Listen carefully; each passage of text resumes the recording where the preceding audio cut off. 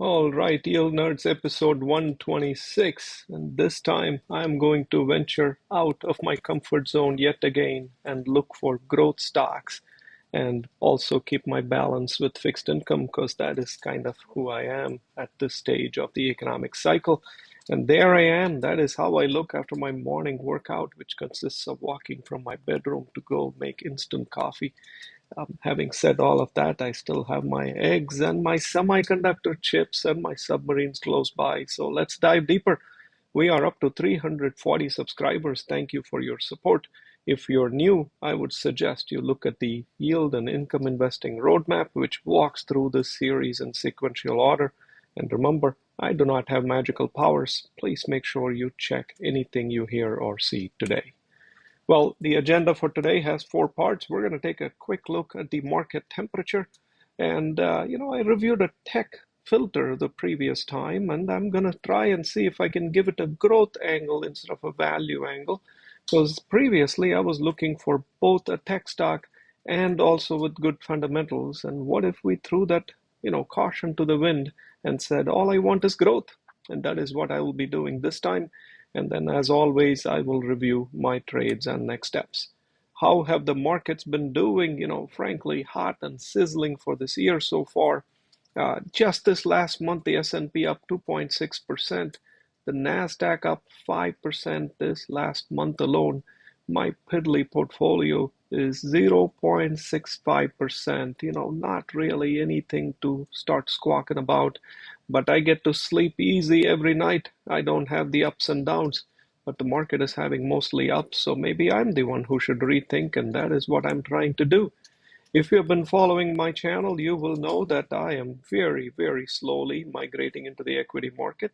However, I have my own philosophy of when and what to buy, and that is what I'm sharing with you. I am north of 0.5% into equities, but I have a philosophy and a thesis of what to buy, and I will share that as time goes by. The rest of it, everything, the 99.5% that is in fixed income, is mostly in short-term T-bills. And I have some treasury notes and agency bonds and things like that. The bonds get called the agency bonds because they are high coupon, agency bonds. And so I constantly keep thinking about where do I park that money? And that is what I'm sharing with you. Well, let's kind of look at the tech growth filter that we applied earlier because I wanted to find the hot and sizzling tech stocks. And I still couldn't give up my discipline of wanting to find things with good multiples. And before I proceed any further, I want to make sure you know that I am not a wealth management advisor. This is not investment or tax advice. And, I don't pitch any product or politics. So this is my education I'm sharing with you. Remember to do your own research. Well, we played this thing called the Tech Superbowl the previous time, and it had specific goals. And the goal was to crown the Tech Superbowl champion, which was the stock that had grown steadily. It has to do better than market. It has to have an acceptable profit, and it also has to generate operating free cash. And lastly, it should be positioned for future growth. And when we did that, we got some 20 odd companies. We organized them into different leagues, and then we further analyzed them. And if you don't remember who we crowned as the Tech Superbowl champion, watch the previous episode. I'm going to skip by those. But the filter we used, it still said I'm not going to pay a ridiculous PE ratio. I'm not going to pay a nutty price to cash flow. I still want decent profits and no debt or very little debt. What if those are the wrong filters? Because I kept looking for a TK tankers of tech. And instead, should I be looking differently? And that is what I'm going to do in this episode. I am going to throw caution to the wind and say what I want is growth, growth, growth. I am willing to tolerate terrible ratios. Tell me who is growing and who has the possibility of giving huge returns. And so that is what I'm going to do. I'm going to dig into that garbage pile in front of the New York Stock Exchange and find tech stocks that are the sizzle of the future. At least that is what I'm hoping they will be. So here is my new filter. I'm going to say I still need US companies. It's going to take me a long time before I go outside. And you may remember there was a Supreme Court case that was decided on foreign stock income and unrealized gains. If that is news to you, You probably should research that case. Those of you who own foreign equities, watch out. You're going to pay taxes on unrealized gains. So having said that, the US-based companies, which have high volume of trading, low debt, I am going to look for tech because that is where the action appears to be. But I'm going to put a few conditions on growth. I want very high last 3-year growth. I also want a very high trailing 12-month growth. And I also want high potential for growth, meaning forecasted growth. And for now, I will ignore profits and cash flows and multiples. I'll come back to them full circle. That's the theory. And when you apply that filter, and you take that exact filter that I discussed earlier, please pardon me, I'm going to step back for a second. Here is how I set up the filter if you want to do it yourself. I said I need to have 100,000 or more in trading volume. That's a high bar. Debt of less than 0.33, IT only. Revenue has to grow by 15% or more in each of the last 3 years. And trailing 12 months, revenue again has to grow by 15% or more. Not only that, the forecasted growth also has to be 15 or more. So this is a rock solid growing company that I'm looking for. So I'm very excited. Let's see who we came up with. And you can tell I am on the trail of something awesome because the number one company rated in that filter is NVIDIA. And so I'm thinking everybody else here is an NVIDIA, so I'm getting very excited. Oh, one quick thing. I don't do Bitcoin. You may do it, and that's totally up to you. So I'm just going to eliminate any and all companies that have to do with Bitcoin. Turns out the filter I applied, which is meteoric growth, apparently Bitcoin miners and Bitcoin traders qualify. Good for you if you do that. It's just something I don't understand, so I'm not going to do it.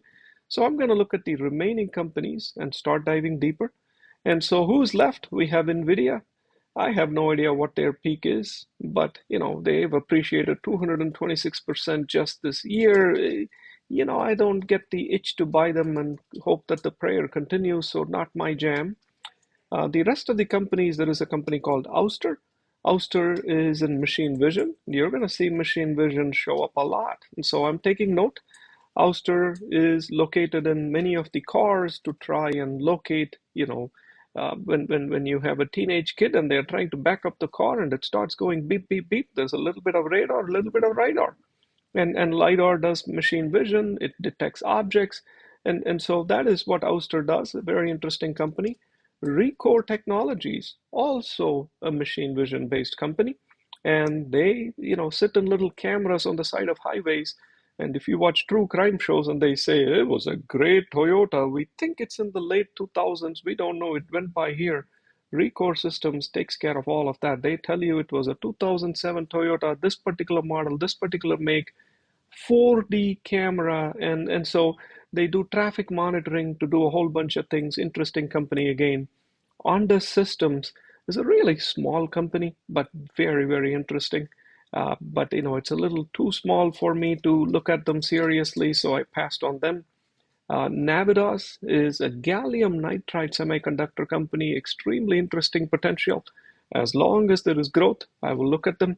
RCAT is a drone for military. I like what I see here because it aligns with my thesis. And EVLV is a weapons detection and security screening company for public and private businesses. And so, very interesting set of companies. So I started getting to know them. Here is Ouster. Look at that hockey stick. I love what I see here. The only thing with Ouster is, after growing at 70%, they are kind of hitting a peak. And you start understanding, well, why are they hitting a peak? And you look at their cash flow, they are still burning a lot of cash. If they are peaking in revenue and still burning a lot of cash, what that tells me is they don't yet have their perfect secret sauce of how to sell what you have. They're still trying to figure out how to get it right. Their earnings per share is trending in the right direction, but not fast enough. Because if their revenue is growing by 70% and 20% and 10%, there should be a very rapid acceleration of earnings per share and ideally producing profit. And you start diving deeper, and LiDAR is a hot area, a lot of companies in it. And Ouster's 10Q says that their sales cycle could be anywhere from 6 months to 7 years. And so this may be a hot stock, but they may have a really long runway. And so it kind of soured me, and I started reading the fine print. And from what I understand, they did a really large RIF, or a reduction in force. And so a lot of their performance improvement, including, why is their expense lower? Because we fired a bunch of people. Why is G&A lower? Because we fired a bunch of people. So it just seems like they haven't found the perfect match, and they seem to be firing people to increase numbers. And so I'm going to give them a C plus, even though I'm very, very intrigued by their technology. And move on to REKR Systems. You look at their stock price, and it is shocking. 90% reduction in price over the last 3 years. And you go, whoa, whoa, whoa, what is happening? And you look at their revenue, and it says the opposite. Why would a company be able to quadruple their revenue on a quarter-over-quarter basis and yet have a 90% reduction in share price? You have to look at that and go, something is not right here. And you can see that once again, they are burning a ton of cash.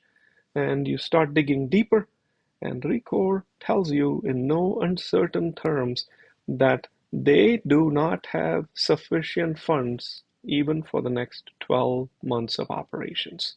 So it just looks like they kind of raised cash, and they are burning it at a very fast level, and they are actively monitoring operations. So REKR may be an interesting company. They might get bought out only because they have a good install base, but it doesn't sound like something I want to risk and put money in.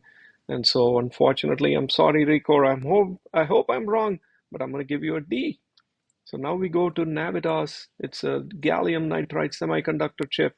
And I get disappointed immediately because after their very nice hockey stick growth, they see a huge reduction in sales. And you have to ask, what happened?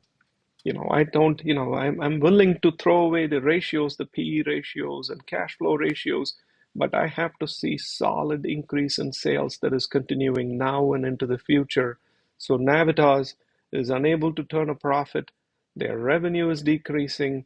Sorry, even though gallium nitride chips may be a very interesting thing, I can't see Navitas being the one delivering it to the market.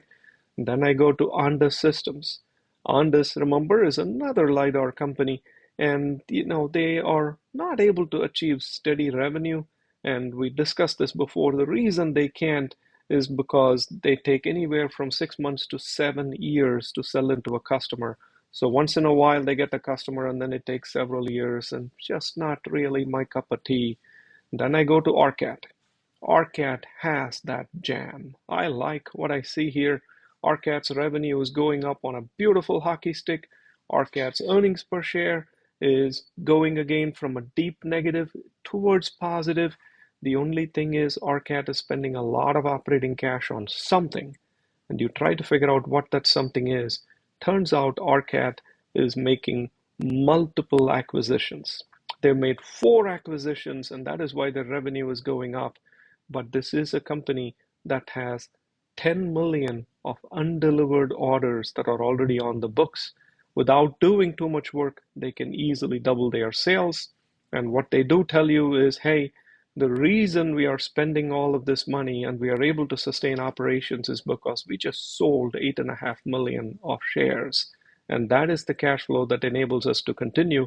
So they are on the other side of the fundraise window, and they have very good potential to keep it. So I kind of like RCAT. I gave them a B plus. They're not perfect. They're no TK tankers. But if you apply the growth stock category filters, RCAT seems to qualify. Then we go on to EVLV, the very, very last one. And I, again, love what I see. From Q1 to Q4, you see a fantastic growth. Here it's a 250% growth. Here is the 30% growth. And they are able to put big numbers quarter over quarter. And it continues into the future.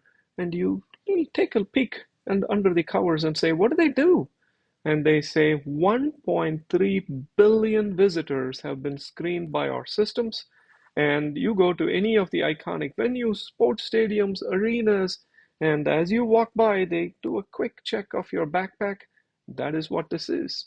And they've expanded from just the backpack check for weapons and other bad things to hospitals, schools, houses of worship. And my thesis is that we can't have civil discourse later this year. We're going to spend more money on defense. You know, Evolve System seems to be in the thick of it. They throw all kinds of big sports clubs there, Cleveland Browns, Boston Red Sox, and it's Six Flags, and you start looking at more of their recent customers, a lot of the health systems, universities, high schools, so there is no stopping Evolve. And you say, how are they able to sell so well? And the secret is in their distribution network. And they OEM their products. And if you see a Motorola wand being waved at you when you go into a sports system, that is Evolve. Stanley Black & Decker is also selling their system, so they have a beautiful distribution network. I like what I see here. And the thing that I like the most is their statement, hey, we got enough money for at least 12 months. We don't need your money. Whenever somebody says, I don't need your money, I'm good, I run to invest, and I would give them a B plus. And again, they don't have a profit yet, and you can't apply the TK tanker filter to this, it'll blow out of the water. And so based on all of this, here are my trades. And before I show you my trades, I want to reiterate the thesis that supports my trades. There's a lot of criticism on defense spending. Everybody looks at the dollar value and says, look, America spends way more than China and Russia on defense. We don't need to increase defense spending. A dollar in defense spending goes much farther in other countries than in the United States. And so if you look at even a percentage of GDP, yes, the US spends more as a percentage of GDP compared to other developed nations.